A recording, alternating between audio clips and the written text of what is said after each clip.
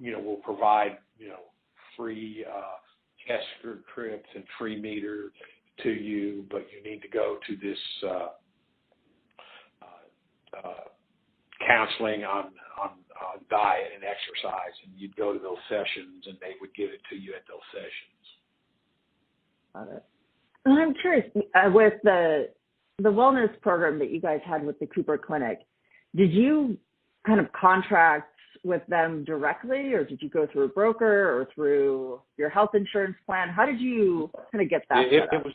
It was direct with Cooper Clinic. We interviewed the employee. We interviewed and agreed that this would be a good person to be on our site for their things. But as we did with EAP and a lot of other things, you had the right of refusal, but you didn't hire them.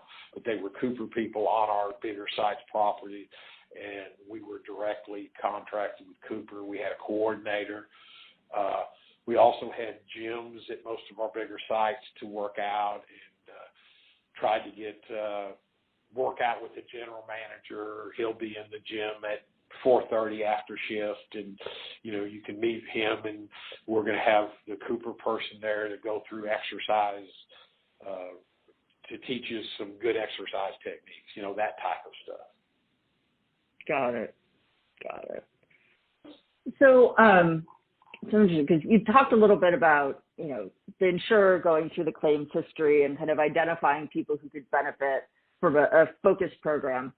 One of the things that my client's looking at is, potentially creating a program targeting people with cardiac issues. And, they've talked about a couple of different variations, and I would just love your honest reaction.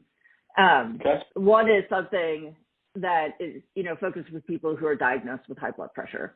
It sounds like something, you guys already looked at. One is, another variation of that is looking at people who've been diagnosed with coronary artery disease, which is progressive. You will essentially ultimately need, a stent or potentially have a heart attack, but creating a program that tries to slow the progression of the disease. And then a third variation they've talked about is one that's essentially cardiac rehab. So after you have a heart attack, your recovery time is a lot faster and you stay healthier longer if you're in a structured rehab program. Reactions to those ideas? Yeah, I think all of them are good. The structured rehab, absolutely every insurance plan that I've been involved in the last 25 years had those. But it was usually tied with the hospital or a practice. They tended to, I don't know how easy it would be to break into that hospital doctor practice that does that. You know what I'm saying? The guy that does the surgery or whatever has somebody he refers you to that keeps up with you. But I think that's good. The thing that is, again, my world is blue collar, manufacturing, certainly a lot of engineers and other people, but they support heavy manufacturing, design things that are manufactured, big metal environment or composite environment. There is just such an innate distrust of somebody calling you and wanting to talk to you about your private health history that we were never really good at busting through. People were very, particularly unionized in blue-collar workforce.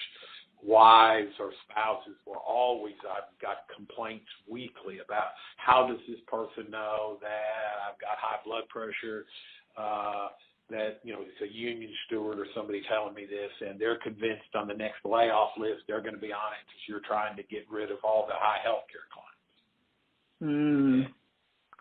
Obviously there's a lot of legislation protecting that. And nobody's trying to do it. We are trying to get away from high health care claims. We're trying to do it by giving you the tools so you don't have those claims. But there's just a lot of distrust you're going to have to break down if you're going to do it in